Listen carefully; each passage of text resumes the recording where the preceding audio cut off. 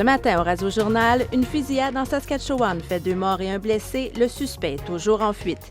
Après les Américains, ce sera au tour des visiteurs internationaux de pouvoir entrer au pays. Et la sécheresse dans l'Ouest canadien engendre une hausse des prix des aliments.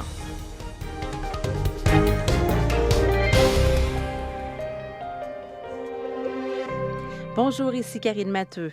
En Saskatchewan, une fusillade a fait 2 morts et un blessé hier soir dans la communauté autochtone de James Smith, à environ 300 km au nord de Regina. La GRC mène une chasse à l'homme pour retrouver le principal suspect, un individu de 33 ans qui connaissait les victimes. La GRC avait demandé aux résidents de la communauté de se barricader chez eux, mais cette requête vient d'être levée. Après les Américains, les visiteurs internationaux pourront entrer au pays à partir de demain.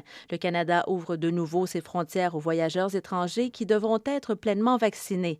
Malgré la 4e vague et la montée du variant Delta, l'Agence des services frontaliers du Canada demeure confiante. Le reportage de Nantou Soumaoro.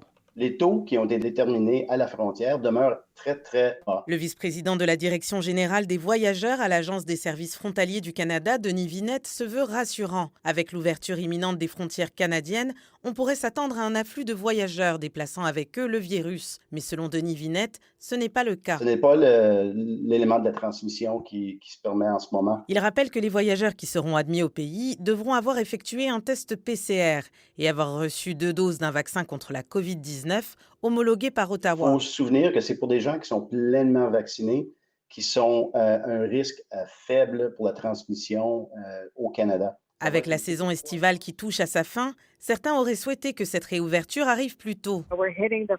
L'automne est à nos portes, déplore Anita Huberman, la présidente de la Chambre de commerce de Surrey. Certains secteurs ont vraiment besoin de ces voyageurs internationaux, dit-elle, et c'est presque trop tard. Mardi, le gouvernement britanno-colombien va fournir les détails de son passeport vaccinal, une preuve de vaccination qui sera aussi demandée aux visiteurs étrangers pour effectuer des activités non essentielles. Ici Nantou Soumaoro, Radio-Canada, Vancouver. En Afghanistan, les talibans qui ont pris le pouvoir du pays le 15 août affirment avoir dorénavant le contrôle du Panjshir, une vallée difficile d'accès à 80 km au nord de Kaboul. Cette région est un bastion anti-taliban de longue date qui abrite le Front national de résistance. Elle n'avait jamais changé de camp, que ce soit lors de l'occupation soviétique dans les années 80 ou au moment de l'ascension des talibans 10 ans plus tard. Les dirigeants du Front national de résistance ne s'avouent pas vaincus et promettent de continuer le combat. Le chef des militaires qui ont mené un coup d'État hier en Guinée promet la mise en place d'un gouvernement d'union nationale qui sera chargé de diriger le pays pendant une période de transition. Mamadi Doumbouya affirme qu'il n'y aura pas de chasse aux sorcières contre l'ancien régime, qu'il accuse cependant de violation des droits de la personne et de malversation financière. Olivier Poujade nous en dit davantage sur la nouvelle junte militaire au pouvoir. Des putschistes qui, à travers leur action, contestent la réélection d'Alpha Condé, obtenue en novembre dernier à la suite d'une modification de la Constitution. Une partie de la population a donc accompagné les troupes du colonel Doumbouya dans les rues de Conakry hier. Mamadi Doumbouya, l'homme à l'initiative de ce coup de force, est un ancien soldat de la Légion étrangère française qui s'est affiché récemment sur des photos aux côtés de l'ambassadeur américain en Guinée et qui dit marcher dans les pas de Jerry Rawlings, instaurateur de la démocratie au Ghana à la suite d'un putsch. Et qu'est-ce qu'il disait, Jerry Rawlings? Il dit que si le peuple est écrasé par ses élites, il revient à l'armée de rendre au peuple sa liberté. Dans ces 2 interventions hier à la télévision publique, Mamadi Doumbouya a dénoncé la gabegie financière, le non-respect des droits de l'homme du gouvernement d'Alpha Condé, parle d'une transition inclusive et apaisée où la Guinée respectera ses engagements vis-à-vis de la communauté internationale. Doumbouya a convoqué les ministres sortants et présidents d'institutions à une réunion qui se tiendra aujourd'hui en début d'après-midi au Parlement de Conakry. C'était Olivier Poujade.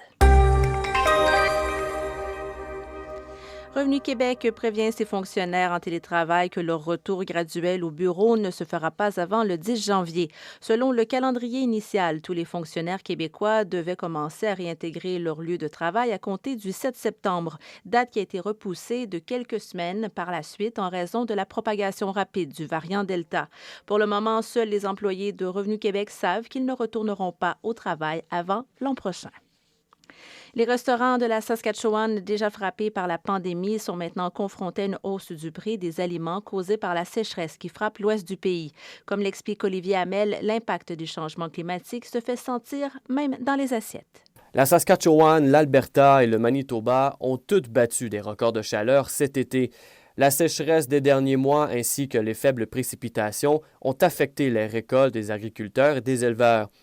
Ceci explique la hausse de 12 % des prix du bœuf et des produits de restauration, d'après Thomas Sarkos, propriétaire de Memories Dining and Bar de Regina. Au cours des derniers 6 mois, les coûts ont augmenté, surtout le prix du bœuf et des produits. On ne dirait pas que la situation va s'améliorer prochainement. Nous avons décidé d'assumer les coûts pour le moment. Après la pandémie, nous voulons que les clients reviennent et remplissent notre restaurant. Ce n'est cependant pas tous les restaurants qui sont en mesure d'absorber la hausse des coûts. Le Famena's Famous Roti and Curry de Winnipeg a dû augmenter la facture de ses clients en raison de la hausse des prix de la viande et des légumes. Le restaurant soutient que malgré qu'il perd de l'argent, il est en mesure de payer les factures jusqu'à ce que la situation s'améliore. Selon Sylvain Charlebois, directeur du laboratoire d'analyse agroalimentaire de l'Université Dalhousie à Halifax, l'impact se fera pleinement sentir à l'automne et à l'hiver, alors que le changement climatique affecte les prix des produits de base. Le blé, le canola, l'orge et le maïs, tous ces produits de base sont plus chers que l'an passé. Il coûte plus cher de fabriquer les produits que l'on achète à l'épicerie tous les jours. Ici Olivier Hamel, Radio-Canada, Saskatoon. Après 2 années scolaires dictées par la COVID-19, les élèves du Manitoba retourneront en classe cette semaine. Les divisions scolaires avaient déjà exprimé leurs inquiétudes face au manque de directives claires de la province.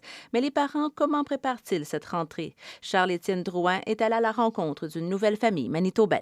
C'est un outil de maths, c'est pour mesurer les angles. Avec les fournitures scolaires en main, Hugo et sa sœur Lola sont prêts pour la rentrée. Le seul bémol pour la famille est la question de la vaccination, car les enfants ont moins de 12 ans et ne sont pas encore admissibles. En fait, ils sont entre deux, ils sont suffisamment grands pour le contracter, et puis en même temps, ils sont encore petits. Julie Cordova, la mère des 2 enfants, vient de s'installer au Manitoba et ne cache pas ses craintes, mais se dit tout de même rassurée sur plusieurs points.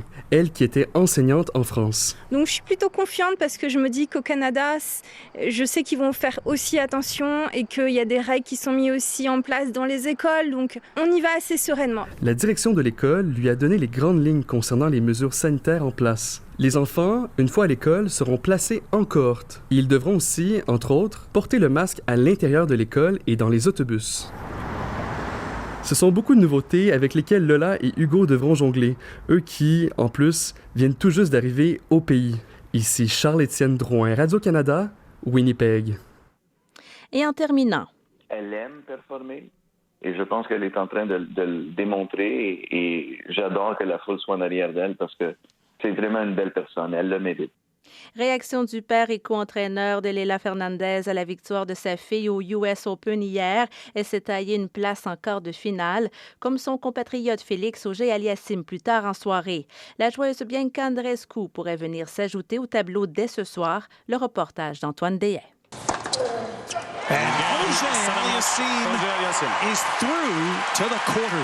Félix Auger-Aliassime est aimé partout sur la planète et a rarement une foule contre lui.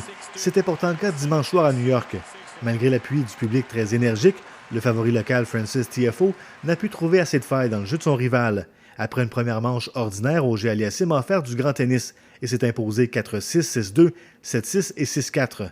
À sa toute première présence en quart de finale à New York, le Québécois affrontera la vedette montante espagnole Carlos Alcaraz, 18 ans, dont le talent est comparé à celui de Rafael Nadal. Si la présence de Félix Auger-Aliassime en quart de finale est la suite logique de sa progression, rares sont ceux qui attendaient Leila Fernandez à cette étape du tournoi.